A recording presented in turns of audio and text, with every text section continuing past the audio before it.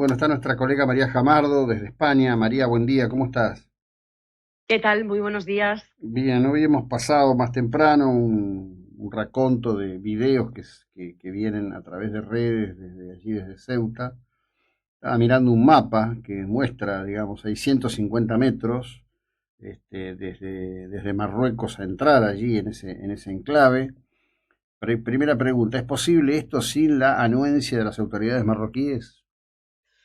Yo lo veo complicado, honestamente, y en esta línea van muchas de las críticas que se están haciendo, tanto en clave política como en clave geoestratégica, incluso militar, de análisis militar, de muchos de los que ahora mismo están implicados en la contención de esta grave invasión de cerca de 49.000 inmigrantes llegados a Ceuta y, según cifras del Ministerio del Interior, es decir, del propio gobierno español, que no ha tenido más opción que reconocer que efectivamente es una violación de la integridad territorial de España, con un matiz importante. Sánchez califica este asalto como una obra orquestada por las mafias y evita poner el foco en Marruecos, pero resulta muy complicado, Jacobo, entender que esto no se produciría o se hubiera producido si las autoridades marroquíes, a las que, por cierto, la Unión Europea envía fondos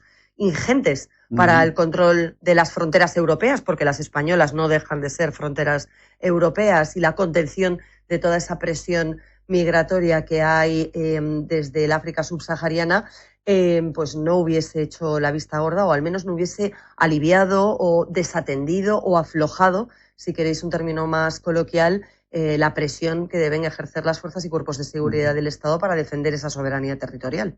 Pero hace muy pocos días, el 23 de julio, ahí justamente en el debate, publicaron que el gobierno de Sánchez había otorgado 440.000 euros a la Asociación Marroquí de Planificación Familiar, que es una más de enorme cantidad de recursos que España está volcando en Marruecos. El anterior había sido 1,6 millones de euros para costear la atención sanitaria. Es decir, es un gobierno que pone plata todo el tiempo en Marruecos. Parece ser que no consigue ningún objetivo concreto para favorecer a los españoles con todo esto, ¿no? Además, de verdad, porque en 2023, cuando ya sufrimos una crisis que nada tiene que ver con estas dimensiones, porque aquí estamos hablando, insisto, de una avalancha humana de 49.000 personas que entraron en una ciudad, en Ceuta, de 80.000 habitantes en menos de 24 horas, tenemos que imaginar la proporción de lo que esto significa.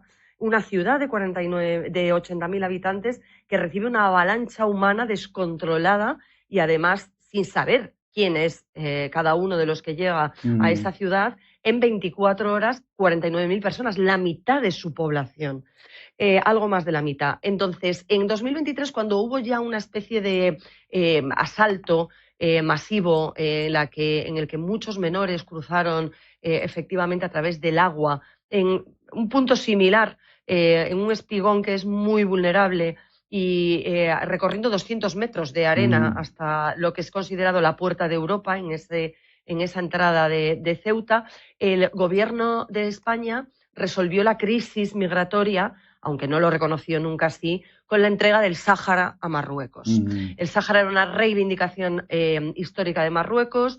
España había mantenido una posición de Estado durante todos los gobiernos de la democracia para mantener el protectorado español en esa zona con el pueblo saharaui, y de golpe Sánchez cambia de opinión, notifica además a sus ministros este cambio de criterio a posteriori de que se conozca a través de una carta de Marruecos en la que se reconoce esa entrega y sin que en España nadie estuviese informado, ni siquiera el Parlamento, y se dio por buena esa medida como una especie de pacto, de acuerdo, de amistad de hermanamiento entre los dos países, precisamente para evitar este tipo de situaciones.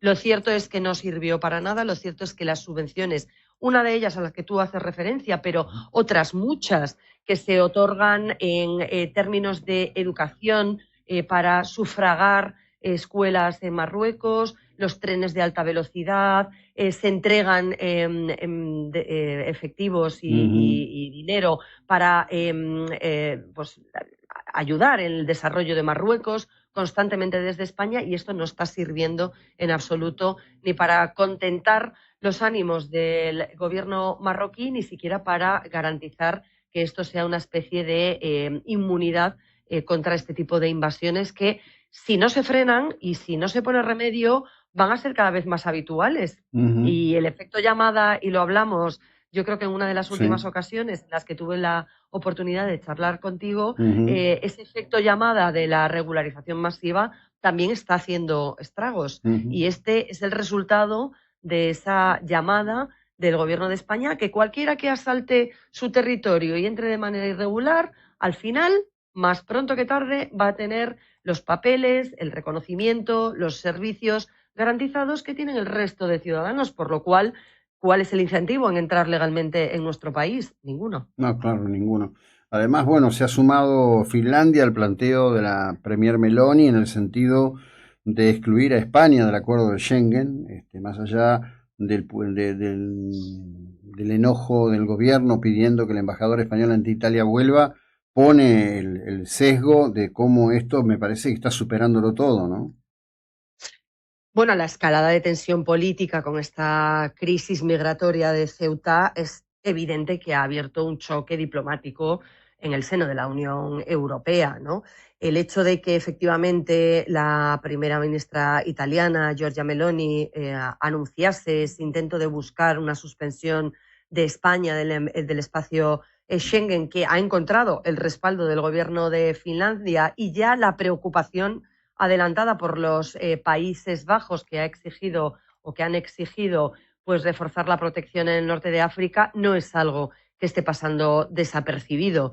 En muchas ocasiones los españoles, contra este gobierno de Pedro Sánchez, que ha tomado decisiones muy, muy criticadas en distintos aspectos, tanto internos como externos, a nivel soberano, recordemos el asunto de la amnistía de los líderes del Procés, que querían separar una parte del territorio, y que en materia de política exterior ha tenido aliados más que dudosos y no naturales dentro de lo que es una potencia del mundo occidental y de lo que tradicionalmente había sido España, pues ha suscitado todo tipo de controversias. Los españoles en muchas ocasiones hemos mirado a Europa como una especie de dique de contención, de garantía en último término para hacer frente a este tipo de decisiones peregrinas y de este tipo de cambios radicales de guión en la política exterior y en los aliados naturales del gobierno o de los gobiernos de España.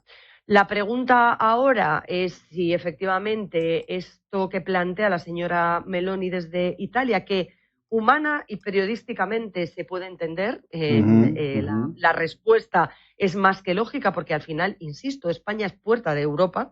La verdad es que plantea la duda de si jurídicamente Italia o cualquier otro país miembro de la Unión Europea tiene la potestad de poder expulsar o suspender a España del espacio de libre circulación de manera unilateral. En principio, la respuesta es que no, que ningún país o Estado miembro tiene la atribución de suspender, de sancionar o de expulsar de forma unilateral a otro país socio, pero desde luego sí cobra bastante fuerza en las últimas horas la posibilidad de que países como Francia, limítrofe, Portugal aún no ha dicho nada, pero no creo que tarde en pronunciarse, Italia, Países Bajos o aquellos que lo consideren oportuno, podrían actuar por su cuenta y endurecer los controles policiales temporales en sus fronteras interiores, es decir, verificar pasaportes en aeropuertos, en puertos o incluso en fronteras terrestres que puedan tener su origen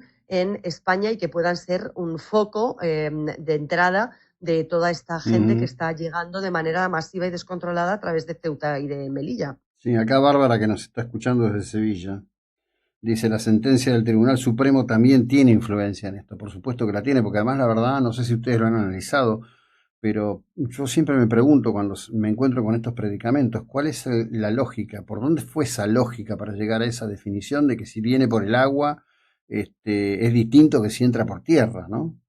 Es como una cosa... Sí, Sí, sí, sí, sí. Lo cierto es que esta oleada de inmigración tiene dos posibles focos. Por una parte, las manifestaciones de Sánchez después de su visita a Argelia, reciente visita a Argelia, Ujú.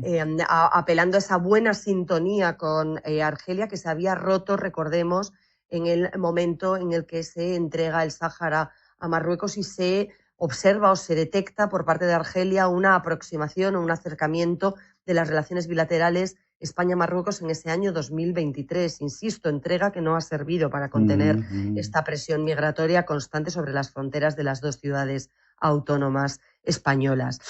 Y es verdad que aunque a menudo tenemos noticias y reportes de que en verano se incrementa esta llegada de inmigrantes irregulares aprovechando condiciones meteorológicas que sin duda son más favorables, pues lo cierto es que las asociaciones de la Guardia Civil también están situando el origen de esta oleada que hemos vivido en las últimas horas en el fallo del Tribunal Supremo al que se refiere Bárbara, ¿no?